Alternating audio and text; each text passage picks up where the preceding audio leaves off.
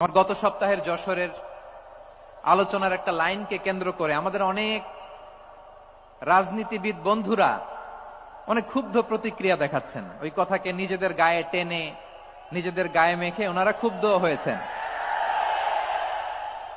প্রিয় ভাইয়েরা, আমি বলেছিলাম যে একদল খেয়ে গিয়েছে, আরেক দল খাওয়ার জন্য রেডি হয়ে আছে। তো এখানে কি আমি কোনো দলের নাম বলেছি?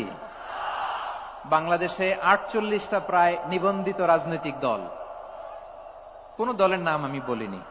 কথাটাকে আমি জেনারেল রেখেছি।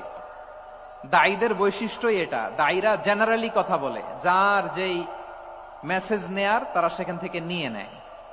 তো কোন দল এটা নিয়ে কোনো কথা বলল না। আপনারা এটাকে নিজের গায়ে যে মাখালেন, এটা ঠিক হয়নি। আমি বলবো যে এটা খুবই অনভিপ্রেত হয়েছে। কোন দলকে টার্গেট করে বা কোন দলের পক্ষে আমরা কখনো কথা বলি না।